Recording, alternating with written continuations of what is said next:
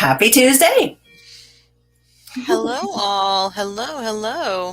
I fix my Top of the lighting here. top of the day. Top of the day. There it is. There's our notifications. We're live. There. I always forget to turn them off. It's an annoying little sound. How are you today? Excellent. Although I slept until 7, so it's just been catching up with things. I already did my live this morning in my private group, Good and for you. it was actually good. I really enjoyed that. Good morning, Alicia. She's always right on the ball with us every morning. Yes, good morning. So today we are, we're continuing our talk. Yes, right? About different kinds of diets. Yesterday we talked about the blood type diet. We certainly come to the conclusion that there is some really good potential good things with regards to it. If you understand what your blood type is, and then you're able to shift dramatically. A lot of people can't shift. I mean, especially as we're going into our older years, we've got some hard and fast dietary likes and dislikes, and to really go from, say, if you're really a big meat eater and your blood type is it A? No, I think it's A, or AB, and then you end up having to go towards a more tofu and plant-based diet. It can be quite a shift, which is very stressful on the body. So just take everything with a little bit of, you work gradually towards things. I'm not a big advocate for trying to do things really, really fastly, because that just stresses the body. It stresses, and the body doesn't understand. And then we go into inflammation and all these other things that the body's just, and we're trying to avoid by actually eating properly. So it's like we used to refer to at the nursing home of, our elders that would smoke, and the whole controversy about, well, they should stop smoking. It's like, well, they're 70, 80, 90 years old. Do you want to go put them through the stress of trying to quit smoking right now? I mean, it's harsher on the body at that point, unfortunately. So I believe today we're talking paleo diet, which I think is fantastic, because it kind of really falls into line with eating whole, real food, right? And so as much as the keto was a little more protein heavy, perhaps, and keto does have that fat heavy portion to things, and eating natural fats and all that kind of stuff, paleo keeps it to as simple as possible as eating whole food. It's just simple. Yep. I think basically it's centered around the premise of what perhaps our ancestors ate, who were essentially hunter-gatherers before the farming revolution took over. So you're talking way, way back in the day, because we've been domesticated and farming for thousands of years. So what did they do before they started farming and working the land? Well, they gathered whatever they could find, and then they hunted their foods. So this is essentially what you're going to be looking at within this way of eating. So, I mean, the paleo is sort of that really associated with health benefits, such as bettering blood sugar levels and reducing inflammation. And when we're looking at the different types of paleo, of course, we're looking at that sort of regular paleo, the autoimmune paleo, the 80-20 rule, which we all love that 80-20, but and there's pegan as well. The pegan is sort of that new Mark Hyman kind of twist to paleo. Pegan and the primal diet. And primal is the strictest, I do believe, right? But it does allow for legumes and fermented soy products. So that's sort of interesting. So so when you're looking at the different versions, so I'm just sort of, we've done some research with the Healthline and some Josh Axe and through our own nutrition books, but we're trying keeping it as simple as possible for everybody. A standard paleo diet follows the rules of grains, legumes, processed foods are a no-go. right? They're off the table. And instead, we're looking at whole foods like fruits, vegetables, meats, nuts, and seeds. That's your standard paleo. Fruit, Mhm. vegetables, meats, nuts, and seeds. Sounds pretty simple, but we are Yeah. so used to ultra processed food or processed food. It's ridiculous. Yeah. Yep, and then you want to think about it. There's only going to be a little bit of dairy on this as well too. So some versions actually have full fat dairy within their Mm-hmm. programs, like butter and cheese. But cheese, again, you got to think of how cheese is made. Why are Processed. you taking a cow, which is obviously going to be domesticated, unless you're running through the fields chasing this thing down to milk it, and then putting it through a process to become cheese and Yeah. butter as So, well too. I mean, you're looking at you can make your own cheese. Grab Yeah, yeah. organic milk, Mhm. um, full fat. Make your own soft cheeses. You can also just age it to harden. And that's as simple as it gets. Other than that, the other cheeses do have lots of other preservatives, lots of other additives and things like that. So anyways, the autoimmune, which I find very interesting, The AIP, the yes. AIP, um, is cutting out the foods that trigger the inflammation. So, and then slowly reintroducing them. So it has that sort of elimination diet sort of process. So again, it probably removes those grains and legumes that we often use. So, and this kind of, it's funny how you're looking at things. When you're looking to balance hormones, you're adding all of those lentils, right? You have so much of that added. And now if you're looking at paleo or an autoimmune, it's out. Mm-hmm. So it's interesting, right? Yeah. But again, this is sort of the AIP, which is often you always wonder, you see it lots. Like this is something we just Yeah, finished it's a big talking about. one, yeah. We see it lots. And again, this is for autoimmune disorders like rheumatoid, lupus, which I believe are all inflammation derived, Yes. autoimmune issues, Yeah. just saying. Um, the 80-20 paleo, if you can't imagine giving up grains altogether, which is difficult, right? Especially if you're sort of looking at increasing and keeping that fiber, or you're using legumes as part of that filler protein mentality. This is sort of that 80-20. So it involves that sort of 80% paleo all the time, and then you can put your non-paleo things like grains and legumes in that 20% portion. So most people would probably tend to be a bit that way, giving themselves a bit of that 20% pleasure sort of idea. Well, not only that though too, because I mean, if you happen to be a certain blood type and you don't like to eat as much meat, this can really fall into that category as well too, because then you are looking at trying to get your protein from a different source, and beans and legumes are very much a big source of fiber. Fiber, yes, but protein as well too. So you're looking towards supplementing your protein and making sure that you're getting that in. Now, eggs are part of that protein, or part of the paleo diet, because I mean, it's nothing to just run up and get some eggs from a chicken. They don't have to be domesticated. They don't have to be farmed. I'm going back to the original reasons why this diet is around. But yeah, so eggs, and it wouldn't have been just chickens. It could have been any kind of eggs back in the day. But so eggs are on the diet. So this is part of that protein component of it as well too. So that's really kind of cool. But yeah, the fruits and vegetables, the whole foods, and this is something that Dana and I really promote quite heavily on any eating plan. I don't like to use the word diet, but I mean, it's an eating plan, and or a way of eating for life. And when we're incorporating all kinds of fruits and vegetables, we're getting the sugars we need. We're getting the protein. There is lots of protein in fruits and vegetables, but also lots of healthy fats, as well as all the macronutrients that we need, and micronutrients, the minerals. What else was? Oh, fiber was the big one I was thinking of, and water component as well too. You're getting lots and lots and lots. With the meats, obviously, you're going to be getting your B12s that you would have needed. But if you're gathering your fruits and vegetables off the ground, you're probably getting a lot of your B12 at that point too.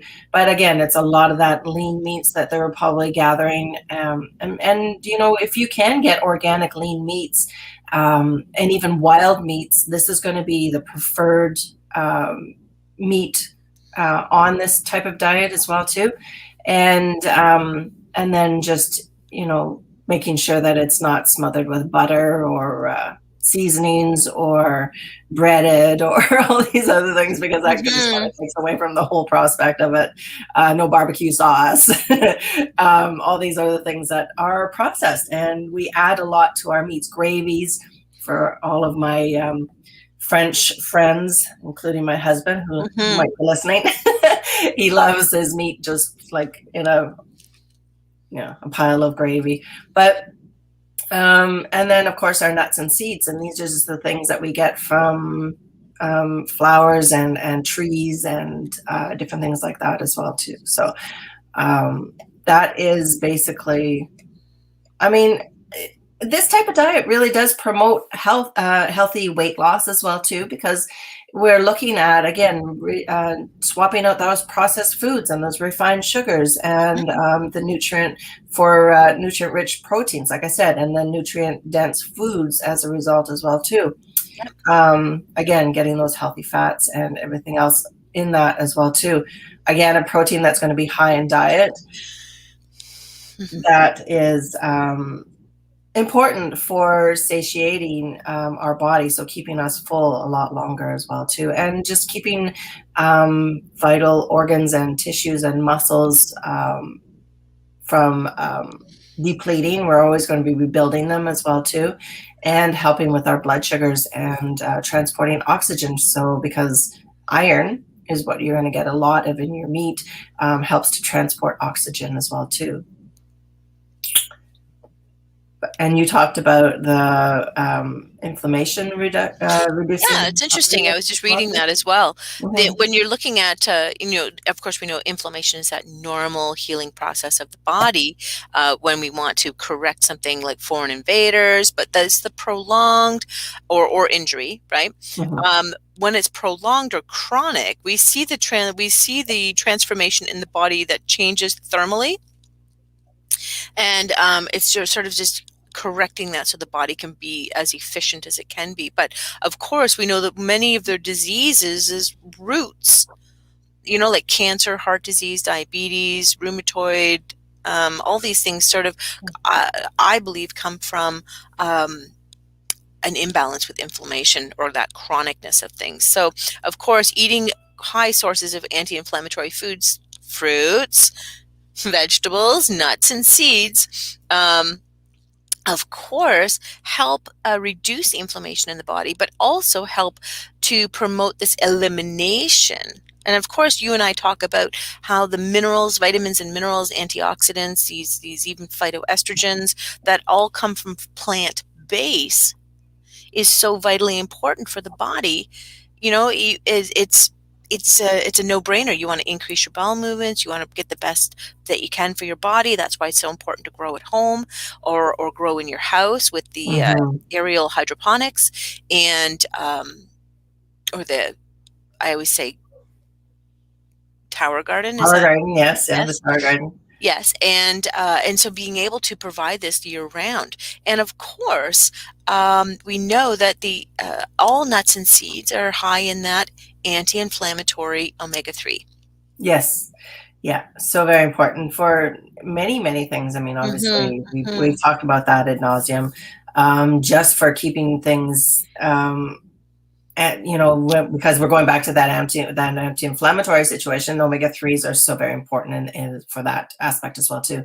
They say that, because everybody is human, that everybody kind of has indulgences every once in a while too. So when they talk about indulgences with this, they look towards perhaps a little bit of wine, a little bit of chocolate, but there's always going to be some, especially now in 2021, there's incredible resources that you can actually get some really high quality, good red wine that is very high in antioxidants, and you can get organic, you can get, and these wines really do have a lot of beneficial nutrients. And then of course with your dark chocolate, so for my chocolate lovers out there, it doesn't mean that you don't have to have it, but a nice treat every once in a while, just one of those little squares of 70% or higher cocoa dairy-free chocolates are amazing for so many things, including your antioxidants. And it's just one of those nice things that you feel like you're indulging in and really treating yourself quite well. I love my chocolate, but to be honest with you, I haven't had any for a long time. But I love chocolate, and when I do indulge in a little bit of chocolate, I do get the premium chocolate. I go out of my way to spend a little bit extra money for some really quality chocolate, just because I only have it every once in a while, and it is an indulgence for sure. And I'm worth it. So no, absolutely, and that's of course that's how it's supposed to be. Yeah. It's interesting that you looked at they talk about this satiety when it comes to the paleo, which you know we didn't hear about, or we don't think about in the other portions when you're looking at different eating plans. But when you look at that, of course, you're talking about that heart healthy fat and the proteins to your diet, and that is sort of that fulfillment that happens when you don't hunger for things after. But I have to say that if you chewed your food, you know, pay attention, chew 20 times. By that time, it's almost completely digested in the mouth. Pretty much. Yeah, but I mean that then gives you energy and vitality, and then your stomach honestly doesn't have to focus and put all the energy into digesting. So if you actually chewed your food like you were supposed to, then that also gives you that satiety as well. But these fats digest slower, keeps your stomach feeling fuller. It's interesting. The ghrelin is a high protein diets can reduce levels of ghrelin, which is a hunger hormone, and it helps us reduce our appetites. So it certainly it enables that. But of course, pausing and reflecting, having prayer and deep breath before you eat, no matter what plan you're eating, allows the body to get out of that fight or flight mode, gets us into rest and digest. If we sat and chewed our food, no matter what eating plan, you will actually absorb better nutrients. Your body will actually enjoy eating. You release stress, and it's so important. And I love how even when you're eating this high density of fruits, vegetables, nuts, and seeds, you're correcting a lot of nutritional deficiencies you created in your life. Oh yeah. Yeah. It's very, and especially when it comes down to hormones and different things like that, because we're talking about going back to the ghrelin situation. I know that this is something that probably comes up a lot in your practice as well too, because it is a hormone. But even in mine, when we look at metabolic dysfunction and insulin resistance and prediabetes and diabetes and stuff, we are looking at potentially, the early stages of ghrelin dysfunction, where it isn't working anymore because of the shift in hormones and the shift in like the insulin and everything else. And when that doesn't work anymore, our bodies don't know when it's hungry, and it doesn't know when it's full. And it's when you look at people that eat and eat and eat, and don't feel that fullness. This is a dysfunction in that ghrelin, and this is something that really should be addressed before it reaches to a point where we're obese, or we're looking at really some scary health issues as a result as well too. And and just by bringing ourselves through a diet or an eating plan like this, it can really reverse that kind of situation as well too. Bringing insulin back into order, allowing your ghrelin and your leptin to really fall into place and do the jobs that they're supposed to be doing, and allowing for that feeling of hunger after 20 minutes, and knowing when to stop, and feeling a hunger in your body, a physical hunger, as opposed to an emotional hunger, which is another thing that I talk about a lot with my clients, because of that emotional concept of our need for food to fill a void of love, that kind of situation as well too. So it really connects a lot for both of us with regards to how we address our clients and how we talk to them about the different types of eating plans that would be very beneficial. Can you hear my dogs? Yes, I am. So yeah. Let's see here. What time are we at? I was going to say that it's interesting. So just to kind of review what exactly the paleo is, and we can get talking about all sorts of crazy stuff. But so the foods to avoid, 101, paleo, is sugar, high fructose, corn syrup, right? So soft drinks, fruit drinks, table sugar, candy, pastries, ice creams, grains such as breads, pastas, wheat, spelt, rye, and barley. Legumes such as beans, lentils, right? Again, you can add the beans and lentils, honestly, into that 80-20 rule. Dairy, most dairies, especially low fat. If you choose to add a full fat, you can do the full fat heavy cream or organic butter, or make your own butter, and you make your own cheeses, but cheeses as well. Avoid some vegetable oils, so no soybean, sunflower, cottonseed, corn, grapeseed, safflower, those types of oils, vegetable oils. Avoid trans fats, margarines, processed foods, hydrogenated, right? Avoid artificial sweeteners. And I would even have to say, if you don't need to have monk fruit or stevia, then don't. Yeah. Because it just switches that brain still. Yeah.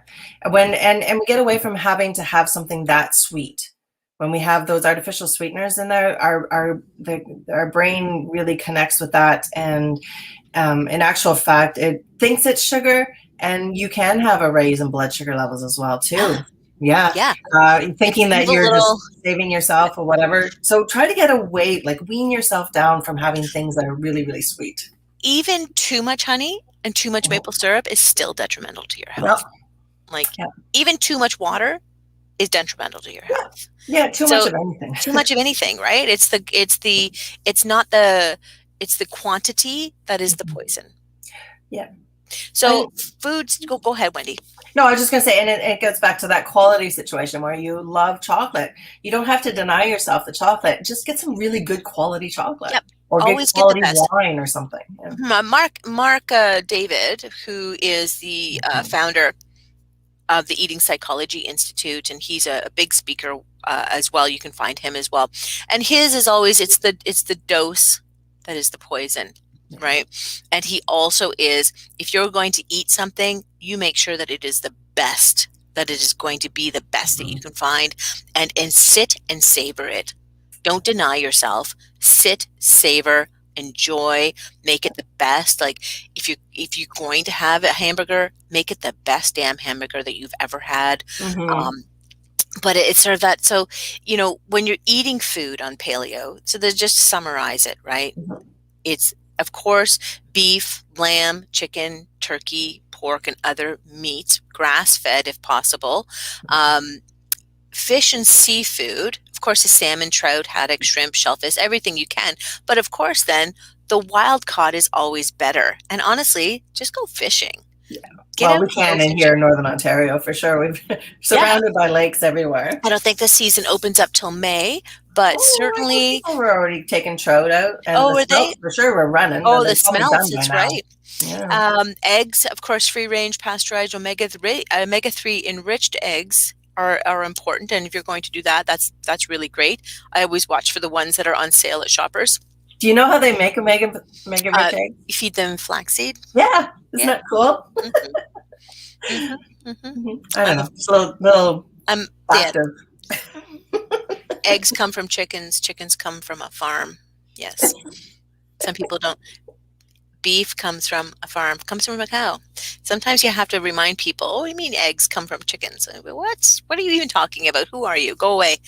No, this is important things. Some kids don't realize where carrots come from. Realize. I know the parents don't tell them. Yeah. Curse those parents. I guess a full source, organic, homegrown, whatever you can do, or washed really well, vegetables, fruits, of course, of any and all kinds, tubers such as potatoes, sweet potatoes, yams, turnips, all of that great goodness. Yep. Nuts and seeds, of course, right? Nuts and seeds have been our theme for the last 2 months. So, yeah, I just want to say, don't dismiss white potatoes. Yeah, more times than not, white potatoes, it's the stuff that you're putting on them that is the issue, as opposed to, I wouldn't have tons and tons of potatoes, but because again, if you're cutting everything else out, then yeah, lots of potatoes is good. But You want to, any starchy vegetable is going to turn to sugar in the body, but it's used in conjunction with everything else that's going on in that potato itself. But again, it's going to be devoid of cheese. It's going to be devoid of butter and So I'm just all these thinking, you're other going, things. oh yeah, potatoes baked and cut them in half, and some steamed broccoli with some, I would say, cheese sauce, because it depends on what paleo you're doing. You can actually do a great little paleo stuffed potato, even with crumbled bacon on the top. Oh yes, but you would say cashew. I don't think pork's on your list, though, is it? Yep, pork's there. Oh, is it? Oh, okay. Yep, pork But can be. It bacon depends is on your processed. bacon is cured. Cured. Bacon is All paleo. right, I'll give you that one. I would love for you to argue with most paleo people. Oh, I know. No. Who would then argue if bacon's not allowed. Of course. Keto. Exactly. Them's fighting words if you can't have bacon. Oh, no, yeah. But there is a lot of that's right. There is a lot of processed things to bacon. So if you can get naturally smoked bacon, or just go buy yourself a damn smoker, it's going to come in handy. Make your own bacon. I know many people who do that as well. And again, when you're looking at healthy fats and oils, extra virgin olive oil, the coconut oils, avocado oils, so many great goodness with that. And of course, an array of salts and an array of peppers, an array of spices, because you can get your gray salts, you can get your pink salts, there's all sorts of different salts that you can get. I actually have taken my grinder, my pepper grinder, and I've actually added in Himalayan salt, all kinds of peppers. I've added in dehydrated, freeze-dried garlic, all into my pepper grinder. So you can do that with any spices as well, and build a little melange, and you can put that in there and have some wonderful. Such a great idea. I know, thanks. I don't know why I ever thought of that. I have my brilliant moments.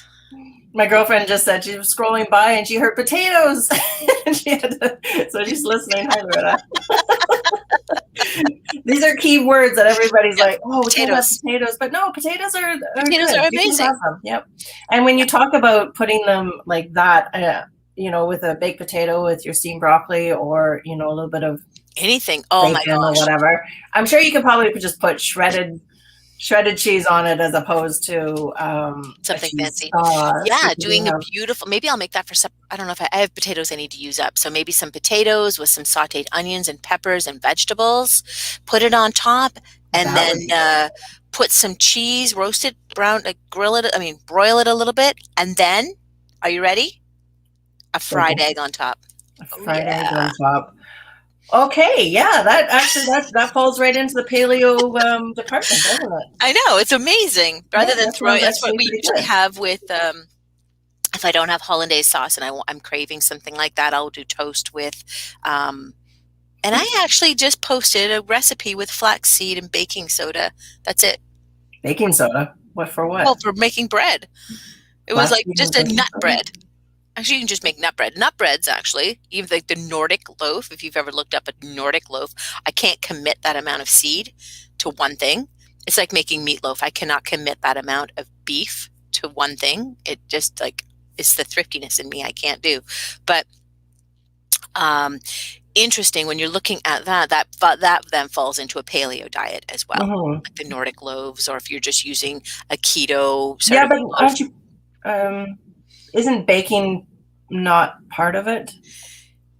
If you're using egg and or baked products, wouldn't that fall into the baked products? Well, the baked products are the things that you would buy. You're talking about? Okay, so you can make your own stuff. I'm pretty sure you can make your own stuff, but you're not using you're not using white sugar. You're not using, of course you may in some cases, and I don't know, it depends how hard you want to get on things. Well, that's it. If you're making a nut bread, right? Or if you're making a flaxseed bread, then you're just using the smidgest amount of baking soda. True. But you don't even need to do that. You can just use egg. True. Right? So, baking soda, I guess you're making it vegan. Yeah. Right, you're making it vegan. So it's just interesting how you sort of look at things, and where if you need that toast portion to things, then there are ways to get around it. Even making It would be gluten-free too then, wouldn't it? Have you never looked up Nordic bread? Look up Nordic No, bread. I'm gonna have to look that up. I'm not touching my computer because you know it'll freeze. So again, actually, you know what? Wendy's been going through the April cleaning list. I'm not sure if cleaning out your spice drawer is on there, but that's certainly something you should do every 6 months because salts and spices do expire, and it's always good to recognize what the heck you had in the first place, or that you keep forgetting. Like someone I know that she has turmeric in her cupboard, and she ends up having like 6, 7 containers of turmeric. She knows who she is. So it was funny. She even messages my husband and saying, "Hey, I've used up all my turmeric." Mama. Because that's what he would do. He would be like, "I'm bored. I need to do something." He would end up cleaning out the cupboard. So, but yeah, go through your cupboards. Make sure you have all these things. And there are lots of really good ways to do it yourself spice mixes. Right? A good run to the bulk barn, pick up a little bit of each. You could make your own Cajun spice, and you don't have to worry about all the MSG and fillers. No, and that's a big thing too, because I've been really looking at a lot of the spices and looking for MSG and stuff like that. Loretta put that she likes dried red onion, and this is one of the things that you can also put into these things. And again, getting them from the bulk barn, you're obviously going to be getting, and hopefully there isn't like a coating or something on them as well too. So you can really so even when you're looking at gluten, this is an issue we run in with Jaden all the time because she is so overreactive lately, and of course she doesn't listen to her mama. So the what kid does? Yeah. So she is super reactive. We have to be sure that it says gluten-free, but even when it says gluten-free or celiac approved, like most of the Clubhouse spices are actually celiac approved now. Oh, interesting. They still have this sort of, there's still natural flavor in there. There's still this like portion at the end, this catch-all word. Yeah. So it's really good to keep an eye, understand, and recognize where you can do your natural. So even growing your own herbs and dehydrating them with your dehydrator. There you go. And the even freeze dried, like the red onions freeze dried, I grab those. I grab the ginger and I grab the garlic. Yeah. There's another reason to get another appliance for my kitchen. Yeah, another reason for a big appliance. Another dehydrator. If I was on a farm, I think we talked about this, a dehydrator. Yeah, we have. But I have a small dehydrator. But I think if I lived on a farm, I think the freeze dryer would be something a really good investment because you're looking then to make things shelf stable, not to throw in your freezer. Right? And then if you run out of power, then your freezer's ruined. So it's that sort of aspect of understanding how that works. Freeze dryer. I haven't even. Is there's a you can buy that like from Canadian Tire? I haven't seen one of those. That's why I'm curious. No, it's not Canadian Tire. No. You can go online and order it. They're about $500. Oh, big time. Okay. No, that's very cool, and it's good. Yeah. I mean, and especially for people that are doing sort of the home gardening situation, we're coming into that season now. I know I've seen people actually, Southern Ontario, that they're planting already. They're planting their strawberries. They're planting things out in the yard already. So we are so ahead of things. Oh, yeah. Yeah. It is very so, yeah. And then, of course, all my friends that do indoor gardening too, with the tower garden and whatnot, we have an overabundance of herbs and vegetables and things like that too, which is, you don't want to waste it. You put all this money and effort into work, growing the seeds and watering it, and for a reason. If you can't keep up with the amount of kale that you actually grew, you want to preserve it. If I can say something, you need to add a 0 to the end of that 500. Oh, really? They're that expensive? They're that expensive. So there's a company here, Good to Go, and I think Thrive actually is another company that does. As I remember, my friend Samantha actually kind of had this company that she worked with to have that freeze-dried food. So if you go to goodtogoco.ca,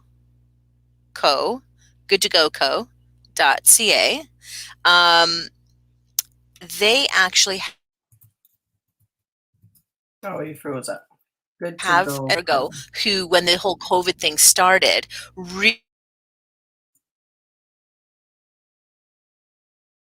really looks amazing. Mm-hmm. So when you're looking at, you wanted to be off grid, you wanted to be self-sufficient, you didn't want to panic and be in lineups at Walmart or, be fighting with people over toilet paper. People actually went and started to do food storage and gardening and really dig into solar and be more self-sufficient. So when you're looking at food and water, you can get emergency essentials so that you have them, right? Yeah. And then again, that's all that freeze-dried stuff. You can order freeze-dried on Amazon like crazy, but it's kind of being prepared, and these are sort of things that I've sort of taken into consideration even at camp. What can I keep at camp? And they may not be healthy, right? But those Norris packages or the instant noodles or those types of things are essential if we're stuck there. Right? Yeah, exactly. If you're stuck there and if we're stuck there. Food, So the dry goods are always good to keep in storage and those types of things. But even on this site, you can grab your heirloom seeds if they have any left. Because I know we were talking about seeds and gardening, and you can't go in and just do the non-essential. Seeds may not be part of that non-essential, and most companies may be actually out. So this might be a good site to sort of look at those things. So there's all sorts of different things, and this is how you sort of have to think about it, right? Dehydrated food is not just for camping, but it might be for things that you sort of keep in stock. And this is how you have to think. If you're gardening, you've got all this extra things, then that's where you want to do dehydrated onions and corn and mushrooms and vegetables. And you can buy all the vegetables at the end of the day at the grocery stores, all the day olds or the bruised stuff. Really cheap. You can You can do your potatoes. You can do make fruit leather with the really ripe fruit, and maybe not with the avocados. There's always lots of avocados, and they're always really ripe. So whether you're baking pudding or those types of things, or baking breads with avocados, and that may be. You can actually take avocado, mush them up if you think that they're going to go bad or whatever, because there's like that. Are you ready? Are you ready? Are you ready? I'm ready, and then I'm not. It's just like boom. It's a short. You can mash them up and freeze them in an ice cube tray, and then just throw them into your smoothies and stuff. Even the ripe ones. You're so smart, Wendy. Like I do have cut avocado frozen, and I do have my pucks. I made a lot of pucks that day. Pucks, yeah. I made so many. I'm still not through them all. That may just say I'm not having enough smoothies, but definitely think about the things that you're purchasing and when you purchase stuff and the longevity, because those mixed greens and the fresh spinaches turn like that. Turn on a dime. And if you're not eating them every day. So. Yeah. Anyways, that's it for us today. Going from paleo to freeze dryers. That's how we roll. That's how we roll. But it's a great way to get rid of things and use up your things and buy food and think about the shortages or the expense coming this summer. Growing your own and getting your beds prepared for that as well. Yeah. Being sure that you order perhaps home delivery of your soil, which is probably already sold out here in Sudbury. It's hard to say. I mean, technically, we're not really supposed to be putting anything in the ground till May 24. So it's we still have, and we should be opening up at the beginning of May. Fingers crossed. So, that was still going to give us that a little bit of time for people that need or want to buy plants. My husband buys his plants. It's tomato plants, and potatoes we can put in beginning of May, not a problem. I have potatoes that are all starting to sprout, and I was thinking that very same thing. Mm-hmm. I'm going to actually try and grow them this year. Yeah. Gotta watch. Some potatoes that you buy have been sprayed or whatever, so they don't germinate. Well, they're also modified. To not germinate. Yeah, genetically modified. That's why the cucumbers may not, or the tomatoes that you purchase, and saving them. Sometimes, celery too. So a lot of people try to take celery when they cut off the end, and then actually you can take the end of celery and put it in your one that you've grown on your own, probably, but maybe store ones too that you can, if you buy organic, and put them in your tower garden, and they'll sprout again, and you'll have more celery. We do that with onions. Yes, onions. Snip off the bottoms and put that in water. We've actually had 2 greens out of it already. So nice. yeah, it's interesting. It's always just to be thrifty about things and to understand, and if you have the space and the time to do so. So yeah. And that's one of the good things about the tower garden for the people that can't go out and do gardening outside, and especially for the accessibility for a lot of our elders or people that can't, bend down or whatever. The tower garden is amazing for just inside the home, because I mean it only takes up a 3x3 square space in your home, and because it's vertical, obviously it's going up and not across the ground. But yeah, it's really low maintenance and something that I'm looking forward to so much. Anyways, enough of that. We will talk tomorrow. We'll connect with you guys about what we're going to be talking about tomorrow later on. All right. Have a great day, everybody.